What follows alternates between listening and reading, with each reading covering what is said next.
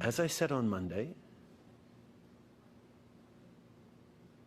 there are credible reasons to believe that agents of the government of India were involved in the killing of a Canadian on Canadian soil. That is something of the utmost and foundational importance in a country of rule of law, in a world where international rules-based order matters. We have a rigorous and independent justice system and robust processes that will follow their course, and we call upon the government of India to engage with us to move forward on getting to the truth of this matter. Hello, Mr. Trudeau. Mackenzie Gray with Global News. So far, none of the U.S., UK, Australia, or New Zealand have echoed the allegations about India. We know you gave a heads up to some of those world leaders. Did you ask them to publicly condemn New Delhi? As a country of the rule of law, we have an obligation to ensure that those processes unfold in a rigorous and independent manner, and that is what we are ensuring. At the same time, we are ensuring that Canadians stay protected and that we stand up for the international rules-based order. That is something that we are doing, and it's something we are doing alongside our allies. But so far at this point in time, you seem to be alone in echoing these allegations. Are you concerned that Canadian allies have not gone nearly as far as you in this situation? We're standing up for the rules-based order. We're standing up for the rule of law. We're highlighting how unacceptable it would be for any country to be involved in the killing of a citizen on their own home soil. And that's something we will continue to stand for.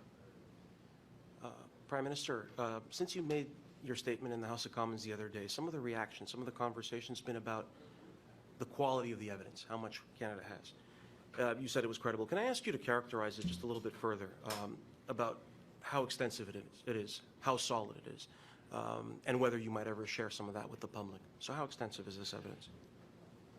I think it's extremely important that as a country with a strong and independent justice system, we allow those justice processes to unfold themselves with the utmost integrity.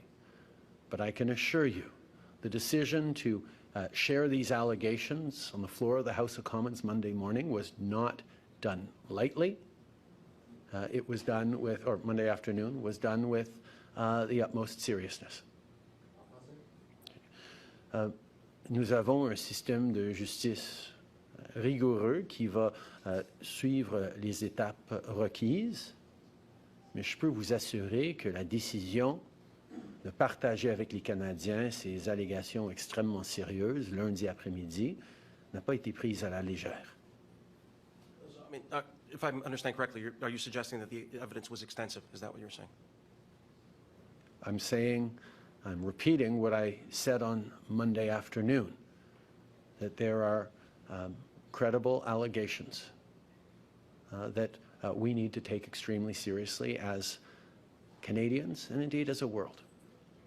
Did Prime Minister Modi confirm or deny these allegations when you talked to him about them? As I said, I had a direct and frank conversation with the Prime Minister in which I shared my concerns in no uncertain terms. Hi, Prime Minister. Tom Perry, CBC. Can I ask you, you've been asked about this already, but India has suspended visa services here in Canada.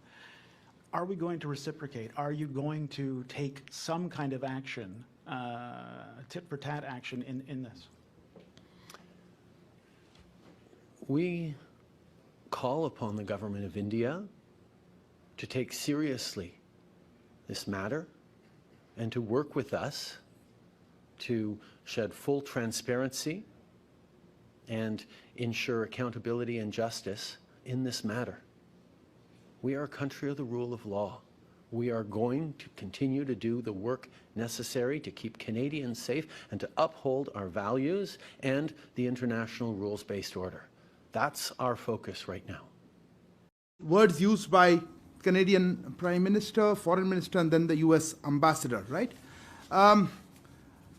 Yes, I do think there is a degree of prejudice here, They have made the allegations, they have taken action on them. To us, it seems or it appears that these allegations by the Government of Canada are primarily politically driven. Query about Canada sharing any information.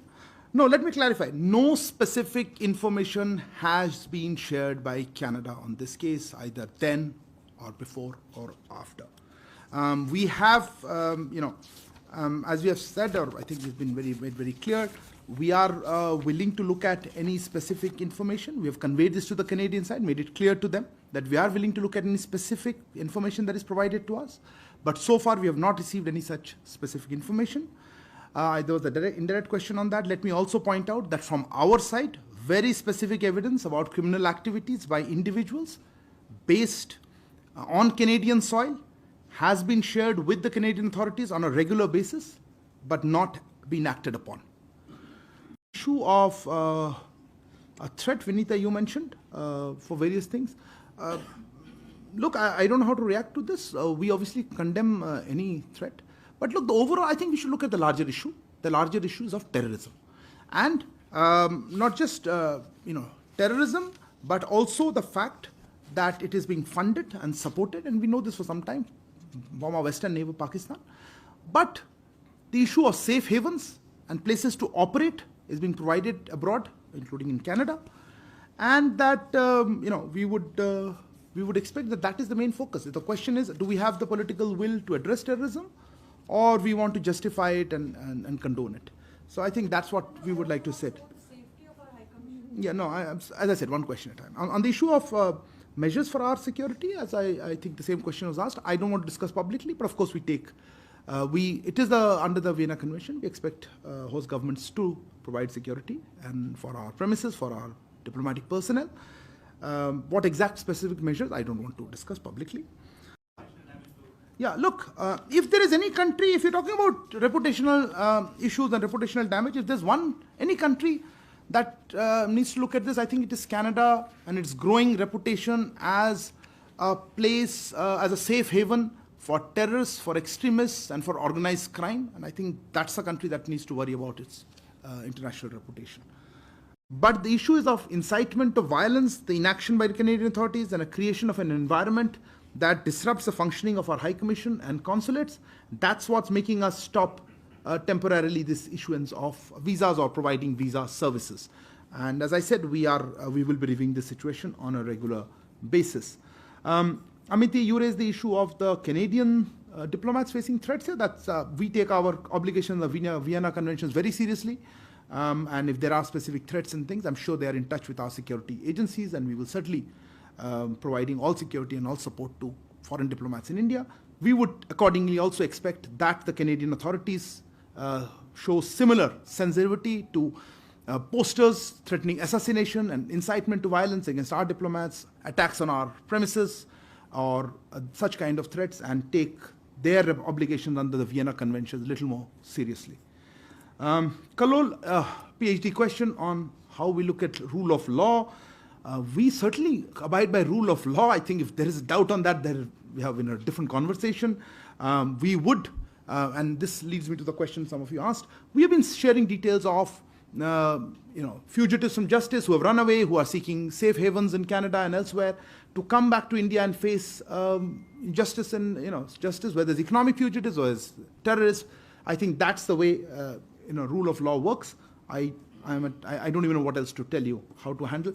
Easier would be if the host governments, where they're seeking safe havens, take action against such terrorists.